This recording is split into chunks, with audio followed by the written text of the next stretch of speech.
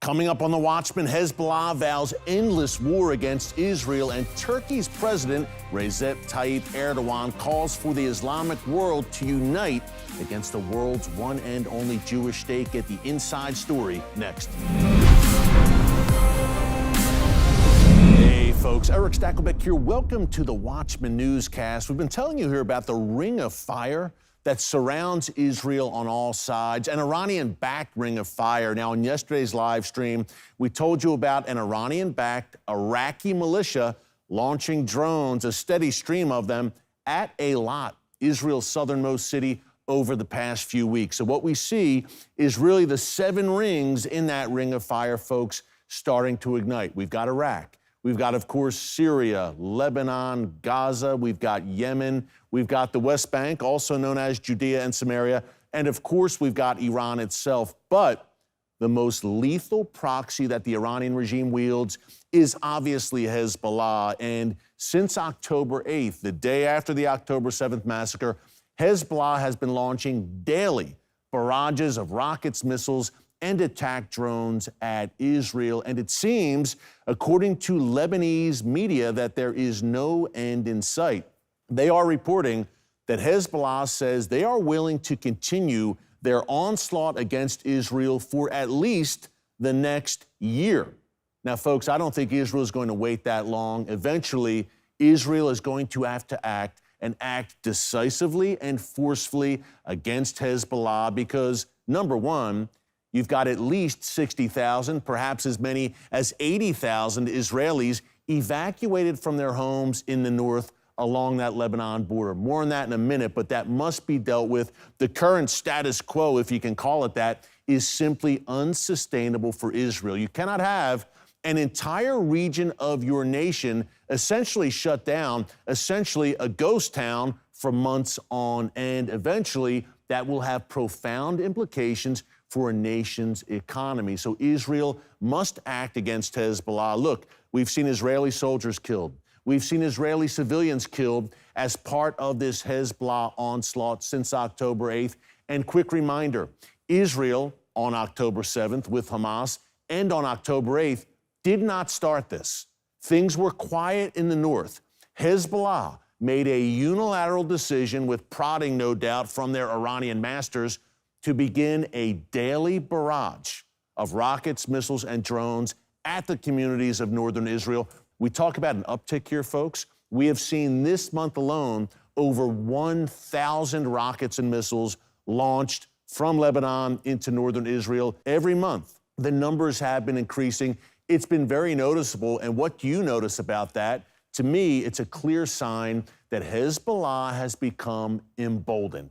And now we have these reports that Hezbollah says, look, not only will we continue this for at least the next year, but we're going to kind of up the ante, so to speak. We may try to launch precision-guided missiles at sensitive sites in Israel. Perhaps we will try something inside Israel, in Israel proper. Perhaps we will use new technology supplied by Iran and Russia to maybe even shoot down Israeli fighter jets. It may sound implausible, folks, but in today's Middle East, you can expect the unexpected. And Hezbollah is digging in for the long haul. And folks, the big question is, what does Israel do?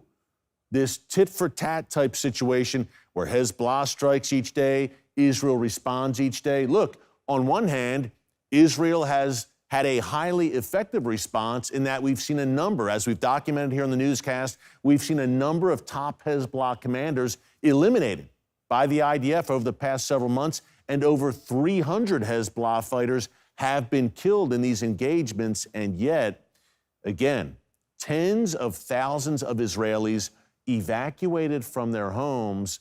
Look, folks, I was in Israel a few months ago. I was in a hotel in the Galilee, and 90% of the people staying with us were residents of the north who live along the Lebanon border. They are literally living out of suitcases in hotels, again, with no clear date for when they can return home. People have been asking here in our comments section and in our live streams how they can help Israel. Tens of thousands of Israelis are evacuated from their homes in the north, along that Lebanon border, and in the south, of course, along the Gaza border as war rages. It's the most difficult time for the Jewish state since its miraculous rebirth in 1948, and we want to help. We've been partnering here on the channel with some great Israeli organizations in order to fulfill the biblical mandate to bless Israel, especially now in its time of greatest need. And when it comes to blessing and aiding the people of Israel, it doesn't get any better than Magen David Adom. It's Israel's emergency medical system. 35,000 paramedics, EMTs, and first responders. They answer every emergency medical call in Israel, and they dispatch every ambulance, and that's not all. Magen David Adom also maintains Israel's blood supply. It's a mostly volunteer force at Magen David Adom, and they're on the front lines every day as Israel fights for its very existence. Since October 7th, 30 paramedics and EMTs have been killed in the war, and 17 ambulances have been destroyed.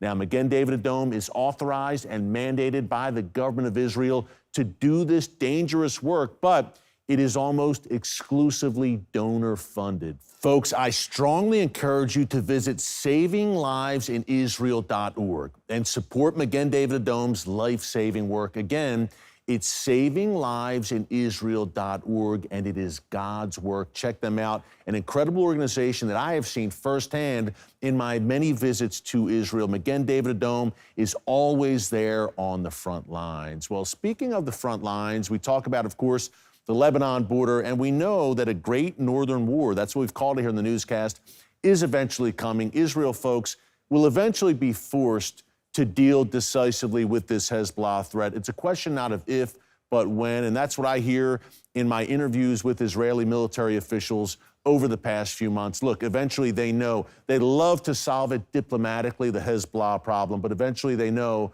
there is a showdown coming that will be much more intense and broader than these daily battles we've seen since October 8th. In the meantime, we also have the enemies of Israel rallying in the diplomatic realm. Of course, not only the International Criminal Court, the International Court of Justice, the UN, with various anti-Israel statements and resolutions and actions, but Turkish President Recep Tayyip Erdogan, one of the usual suspects that we've talked about here on the newscast, he in recent weeks has made a lot of declarations about Israel, which can frankly be called insane.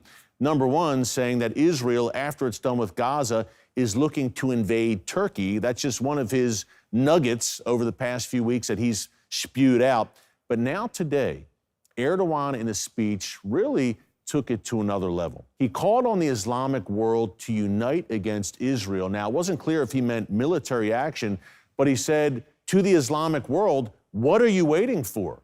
Seems to me that he's calling for a unified assault against Israel. Now, again, he may mean a unified Islamic diplomatic assault against Israel, but clearly these were incendiary comments by Erdogan. Not only that, he said that Israel is a threat to all humanity, and he called Benjamin Netanyahu, the Israeli prime minister, a vampire.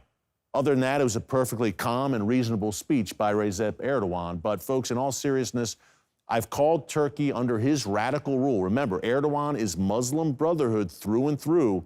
I've referred to Turkey under his rule as NINO, NATO in name only.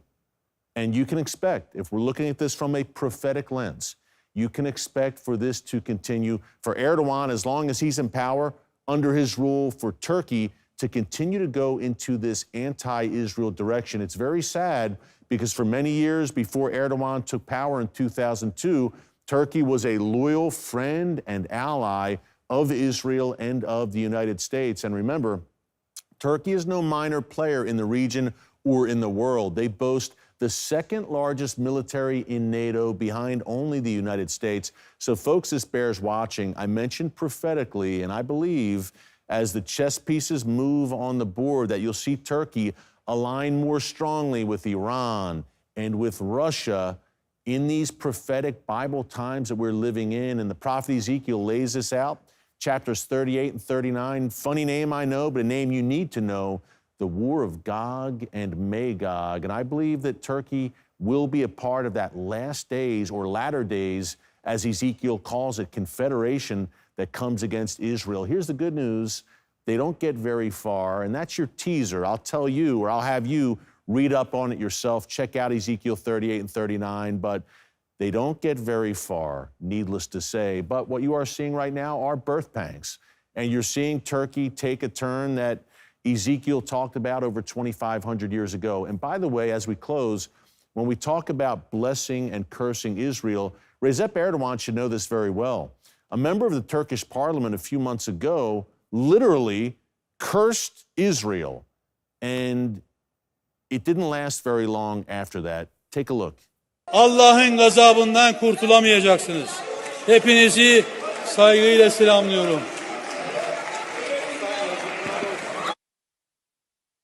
So, folks, what you see there is Genesis 12:3 in action in real time, the consequences of cursing Israel. Hey, quick reminder before we go, we've got obviously the channel here, the Eric Stakelbeck on TBN channel, where you see the Watchman newscast every day. Be sure to subscribe if you haven't yet. But also, we've got a brand new channel here on YouTube for our nightly show on TBN. It's called Stakelbeck Tonight, every weeknight on TBN, Monday through Friday at 7:30 p.m. Eastern Time, with a re-air at 10:30 p.m. Eastern Time. You can subscribe to the new Stakelbeck Tonight channel right here on YouTube. It's at Stakelbeck Tonight. Check that out. Until tomorrow, thanks so much for joining us. God bless you. And remember, never hold your peace. Hey everyone, thanks for checking out the Watchman newscast. Make sure you hit the subscribe button so you never miss an upload, and tap the bell icon so you're notified every time a new video is posted. And don't forget to share your thoughts, insights, and comments below. Thanks for watching. We'll see you back here tomorrow.